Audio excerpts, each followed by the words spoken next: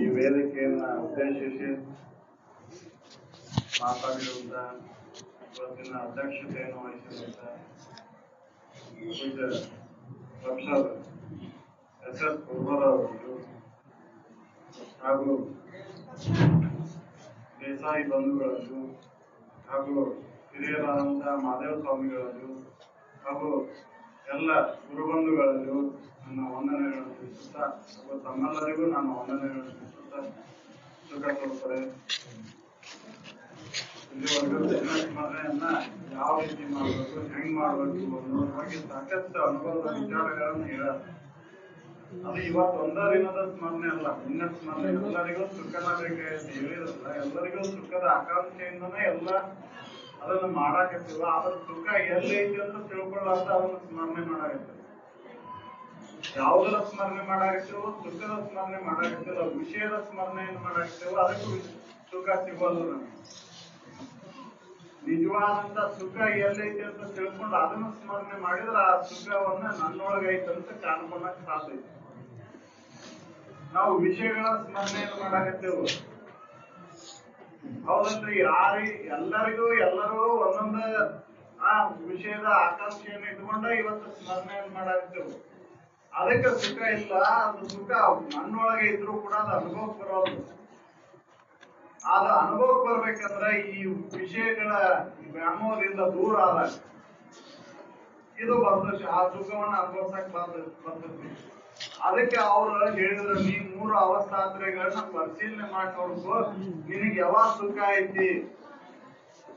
ವಿಷಯಗಳ ತಾಕಲಾಟದಿಂದ ಕೂಡಿದಂತ ಎಚ್ಚರಿಕೆ ಅವಸ್ಥೆ ಒಳಗೆ ಸುಖ ಆಯ್ತು, ಅಥವಾ ವಿಷಯಗಳ ಸ್ಮರಣಾ ರೂಪದಿಂದ ಬರ್ತಕ್ಕಂತ ಕನಸಿನೊಳಗೆ ಸುಖ ಆಯ್ತು, ಅಥವಾ ಇವು 2 ಅವಸ್ಥೆಗಳನ್ನ ಮೀರಿದ್ದಾಗ ಸುಖ ಆಯ್ತು. ನಿದ್ರಿ ಒಳಗ ವಿಚಾರ ಮಾಡಿ ನೋಡ್ಕೊಂಡಿನ ವಿಚಾರ ಮಾಡಿ ನೋಡ್ಕೊಂಡು ನೀನು ಸುಖ ಹೊಂದಿದ್ದ ಯಾವಾಗ ನಿದ್ರಾ ಅವಸ್ಥೆ ಒಳಗೆ. ಅಲ್ಲಿ ಯಾವುದೇ ವಿಷಯಗಳ ತಾಕಲಾಟಿಲ್ಲ, ವಿಷಯ ಸ್ಮರಣೆ ಇಲ್ಲ, ಅವಾಗ ಆರಾಮಿದ್ದಿ. ಹಂಗೆ ಎಚ್ಚರಿಕೆ ಅವಸ್ಥೆ ಒಳಗೆ ಯಾಕೆ ಇವನು ಬಿಡಾಕಾಗಲ್ದು ನಿನಗೆ? ಎಚ್ಚರಿಕೆ ಅವಸ್ಥೆ ಒಳಗೆ ಯಾಕೆ ಬಿಡಾಕಾಗಲ್ದು ಅಂತ ಅವ್ರು ಪ್ರಶ್ನೆ ಮಾಡ್ತಾರೆ. ಎದಕ್ಕೆ ಇದನ್ನ ಬಿಡಬೇಕಾಗಲ್ದು? ಯಾಕಂದ್ರೆ ಅದ್ರೊಳಗ ನಾವು ಆಸಕ್ತಿಯನ್ನು ಇಟ್ಕೊಂಡು ಕುಂತೇವು. ಆಸಕ್ತಿಯನ್ನು ಕಳ್ಕೋದು. ಈ ವಿಷಯದ ಆಸಕ್ತಿಯನ್ನು ಕಳ್ಕೊಂಡಾಗ ಸುಖವನ್ನು ಹೊಂದಕ್ ಸಾಧ್ಯ ಐತಿ. ಎಲ್ಲಿವರೆಗೂ ನಿನಗೆ ಆಸಕ್ತಿ ಇರ್ತೈತಿ ಅಲ್ಲಿವರೆಗೂ ಯೋಗವನ್ನ ಮಾಡಕ್ ಆಗುದಿಲ್ಲ. ಯೋಗ ಅಂದ್ರೆ ಹೇಳಿದ್ರಲ್ಲ, ಕೂಡುವಿಕೆ ಅಂತ. ಯಾವುದರ ಕೂಡುವಿಕೆ? ಮನಸ್ಸಿನಲ್ಲಿರುವಂತ ಎಲ್ಲಾ ವಿಷಯ ಕಾಮನೆಗಳನ್ನ ದೂರ ಮಾಡಿ ಆ ವಿಷಯಗಳಿಂದ ಸುಖ ಇಲ್ಲ ಅಂತ ತಿಳ್ಕೊಂಡು ನನ್ನ ನಿಜ ಸ್ಥಿತಿ ಒಳಗೆ ನಾವು ಉಳ್ಕೊಳ್ಳೋದಕ್ಕೆ ಆ ಯೋಗ ಅಂದಿದ್ದು.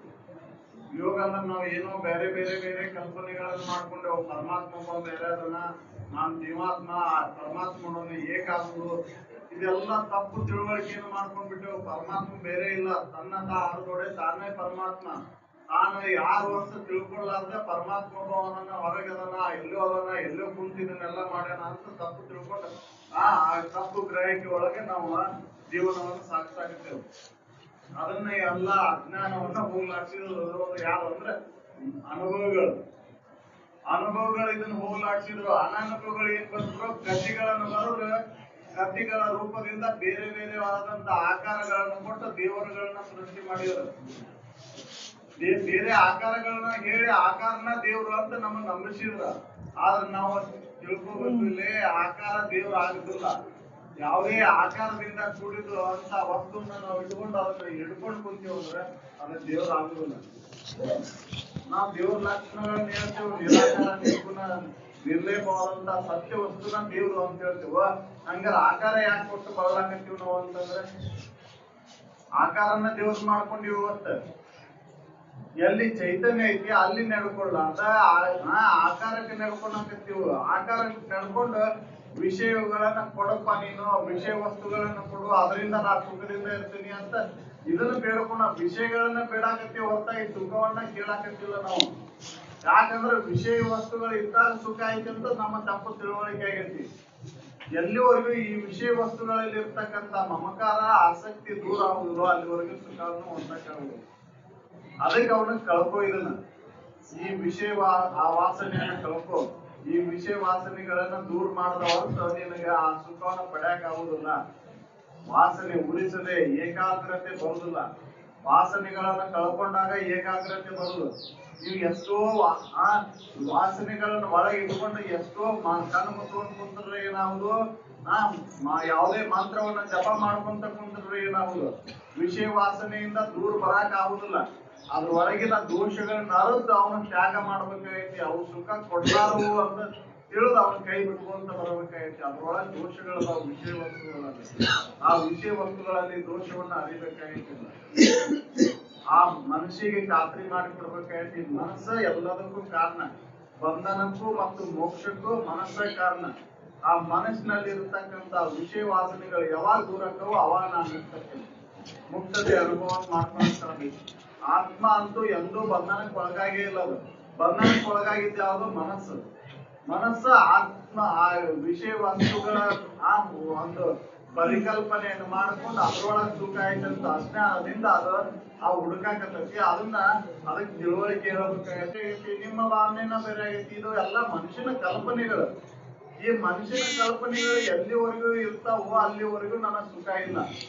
ಮನುಷ್ಯನ ಕಲ್ಪನೆಗಳನ್ನು ದೂರ ಮಾಡಿಕೊಂಡಾಗ ಸುಖ ಆಯ್ತು. ಅದಕ್ಕೆ ಅವ್ರು ಹೇಳಿದ್ರು, ಬೊಮ್ಮನ ಅರಿವಿನಂತೂ ಬಳಲುವರು ಮನುಷ್ಯರು ತಮ್ಮ ನೇತಿಗಳಿಗೆ ಅನ್ಯವನ್ನೇ ನೋಡಿ. ಬೊಮ್ಮ ಬೇರೆ ಕಡೆ ಅದ. ನನ್ನ ಬೊಮ್ಮ ಅಂದ್ರೆ ನಾವು ಆಕಾರ ಅಲ್ಲದು, ಅರಿವು ಇರುವ ಆನಂದ ಅದು ಎಲ್ಲೈತಿ ತನ್ನೊಳಗೆ ಐತಿ ಅಂತ ತಿಳ್ಕೊಳ್ಳಾರ್ದ ಹೊರಗೆ ಹುಡ್ಕಕತ್ತಾರ ಮನುಷ್ಯರು ಅಂತ ಹೇಳ್ತಾರ. ಆ ಆನಂದವನ್ನ ಹೊರಗೆ ಹುಡ್ಕಕತ್ತೇವ್ ನಾವು. ಸುಖ ಅನ್ನೋದು ನನ್ನೊಳಗೆ ಐತಿ. ಅದಕ್ಕೆ ಎಲ್ಲವನ್ನೂ ಆರೈದು ನೋಡಲು ಇಲ್ಲಿ ನೆನ್ಸಿದಾನೆ. ಎಲ್ಲಿ ನೆನ್ಸೋದು? ನನ್ನಲ್ಲಿ. ಅದ್ರಲ್ಲಿ ಸುಖ.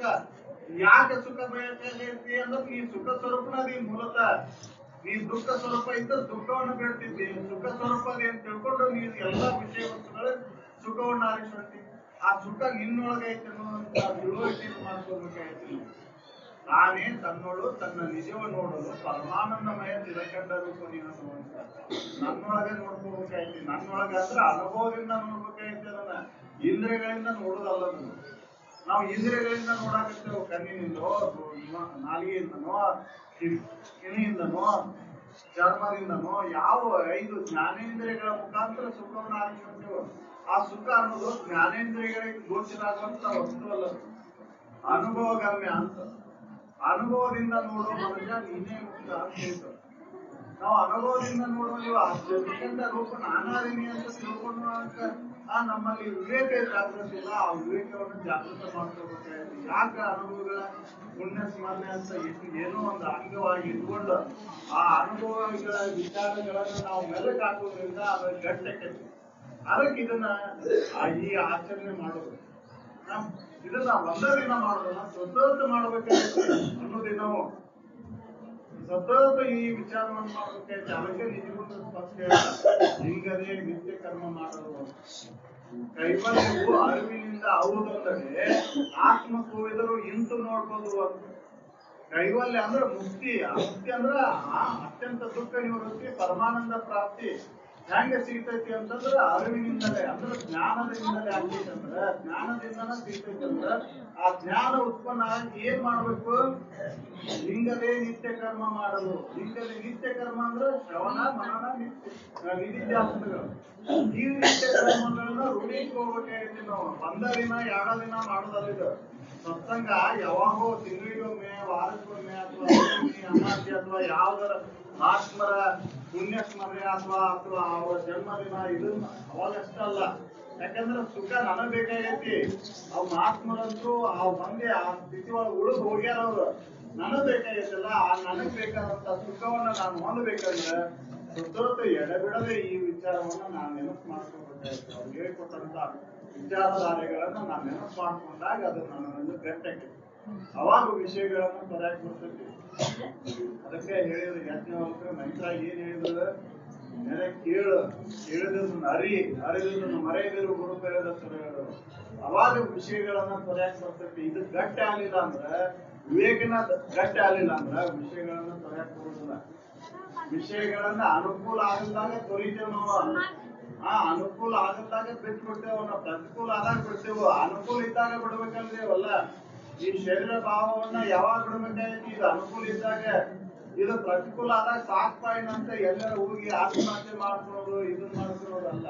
ಇದು ಅನುಕೂಲ ಇದ್ದಾಗ ಸುಸ್ಥಿತಿ ಒಳಗಿದ್ದಾಗ ಇದ್ರೊಳಗೆ ನಾನ್ ಯಾರು, ನನ್ನ ನಿಜವೇನು, ಈ ತನ್ನುವ ಬಂದಿದ್ದ ಎದಕ್ಕೆ, ಇದ್ರೊಳಗೆ ನಾನ್ ಯಾರು, ನನ್ನ ನಿಜ ಸ್ಥಿತಿ ಏನು, ಹಸುಗಳು ಏನನ್ನು ನಂಬಿವೆ, ಇದನ್ನು ವಿಚಾರ ಮಾಡು ಅಂತ ಹೇಳ್ತಾರೆ ಅವರು.